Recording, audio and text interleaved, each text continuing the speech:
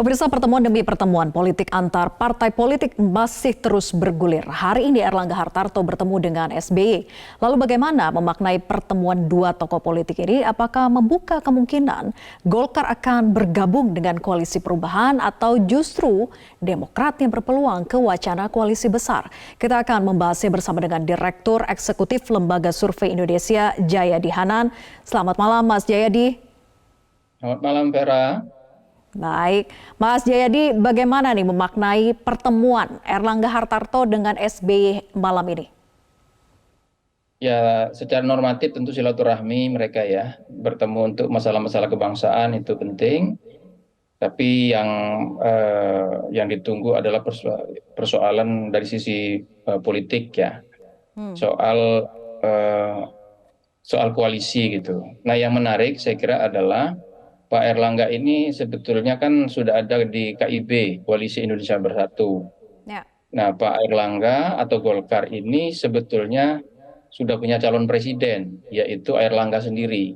Tapi di koalisinya sendiri, di KIB, itu tidak jelas apakah Pak Erlangga akan dicalonkan sebagai presiden atau tidak gitu. Bahkan salah satu anggotanya, yaitu P3, beberapa hari lalu mengumumkan calon presiden P3 adalah Ganjar, bukan Erlangga, yang notabene adalah anggota KIB. Jadi karena itu kita akan melihat apakah akan ada perubahan arah dari sikap dan keputusan dari Partai Golkar, baik di dalam KIB maupun sebagai satu partai gitu. Nah, saya kira silaturahmi Pak Erlangga ke berbagai tempat saat ini bisa dimaknai dalam upaya sebagai upaya Golkar untuk melihat kemungkinan-kemungkinan yang lebih visible untuk Golkar. Bagaimana tindakan apa yang akan diambil oleh Golkar.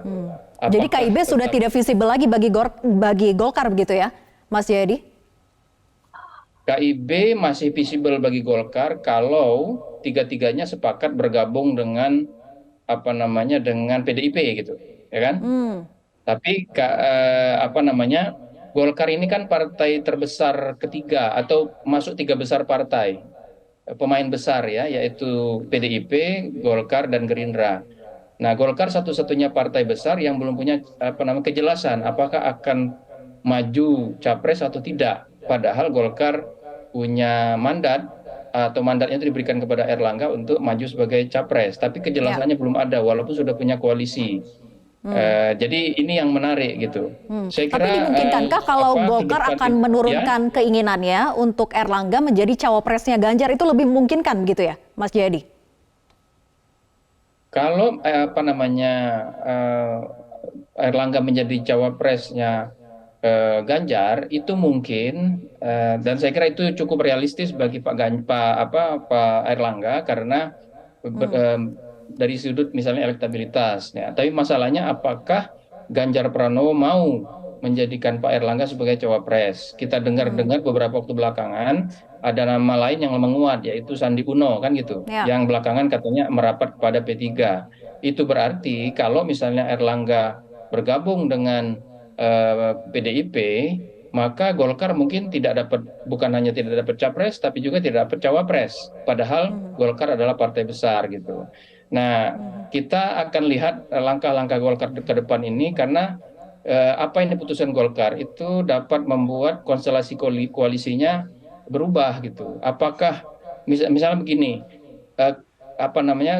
keputusan Golkar nanti akan menentukan apakah calon presiden yang maju itu bisa 3 atau 4 gitu. Kalau misalnya 3 calon presiden yang sudah ada sekarang, Prabowo, Anies, dan Ganjar itu maju semuanya, nah keputusan Golkar akan menentukan apakah akan tetap 3 atau akan ada tambahan, yaitu Golkar bersama partai lain. Kalau Golkar tetap ya memutuskan bahwa mereka maju sebagai capres, maka tidak ada pilihan bagi Golkar kecuali maju sendiri atau membentuk poros sendiri, membentuk koalisi keempat gitu.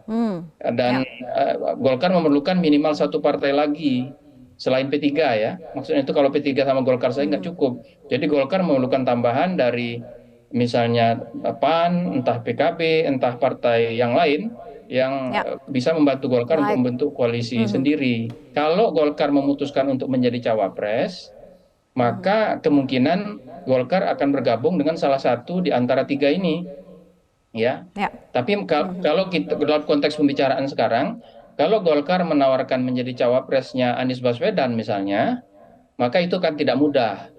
Kenapa tidak mudah? Karena di koalisi perubahan sendiri ada nama AHY yang cukup kuat akan menjadi bakal calon wakil presiden ya, sebagai kandidat yang cukup kuat, meskipun Ya, juga belum jadi Golkar diputuskan ini dan masih mungkin galau belum begitu ya, Mas Jayadi, masih bingung mau kemana koalisinya, apakah mempertahankan KIB, ataukah bergabung dengan koalisi perubahan, ataukah bergabung dengan PDIP. Nah, yang menarik lagi, apakah memang Golkar yang akan bisa menentukan 3 atau 4 poros, ataukah Presiden Jokowi sebetulnya? Tapi dijawab nanti, usai jeda, tetap bersama kami di Primetime News. Partai bertemu selain silaturahim, tentu saja mungkin saja ada persoalan-persoalan politik yang dibahas bersama, dan itu wajar saja, dan kita belum tahu apa saja. Kami sangat terbuka untuk mendengarkan dari Pak Erlangga apa yang akan disampaikan oleh beliau. Itu. Tapi artinya Partai Demokrat melihat Partai Golkar cocok nggak ditarik untuk berkoalisi? Kalau soal koalisi kan kami sudah teken-tekenan kan soal koalisi itu, yaitu 3 partai, Partai Demokrat, Partai PKS, dan Partai Nasdem. Dan itu kami sudah solid. Tapi kalau misalnya ada partai lain yang ingin bergabung dengan koalisi perubahan ini, ya tentu saja kita, kalau dari Partai Demokrat sih terbuka saja, tapi tentu saja harus dibicarakan bersama di 3 partai koalisi kami. Kita lanjutkan perbincangan, Mas Jayadi. Tadi sebelum jeda Anda sempat mengatakan bahwa jika Golkar bergabung dengan koalisi perubahan, rasanya peluangnya lebih besar AHY untuk mendampingi Anies Baswedan, capres dan cawapresnya begitu ya. Tapi bagaimana dengan wacana koalisi besar yang sempat digaungkan? Apakah ini masih mungkin, mengingat dalam waktu dekat juga Pak Jokowi akan kembali mempertemukan para ketua umum parpol ini? Apakah ini juga salah satu wacana untuk membesarkan atau merealisasikan koalisi besar ini, Mas Jayadi? Iya, koalisi besar itu hanya mungkin hanya mungkin terjadi kalau ini koalisi besar ini maksud yang 5 partai ya, tidak termasuk PDIP, itu hanya mungkin terjadi kalau mereka mencalonkan Prabowo sebagai calon presiden, gitu. Nanti cawapresnya dibicarakan di antara mereka. Masalahnya salah satu bakal anggota koalisi besar itu, yaitu P3, sudah menyatakan bahwa calon presidennya Ganjar Pranowo, gitu. Jadi wacana koalisi besar tampaknya akan sulit untuk terbangun, kecuali misalnya pernyataan P3 bahwa calon presidennya itu adalah Ganjar, itu disetujui oleh Gerindra, PKB, Golkar, dan juga PAN. Itu berarti koalisi besar itu akan tetap ada, plus PDIP, tapi dengan catatan Pak Prabowo berarti menjadi cawapres, tidak menjadi capres. Nah, kalau kita lihat perkembangan yang ada sekarang, tampaknya masih sulit itu. Pak Prabowo mungkin belum bisa dibujuk untuk menjadi cawapres gitu, cawapresnya Ganjar ya. Nah, lagi pula kalau misalnya betul bahwa koalisi besar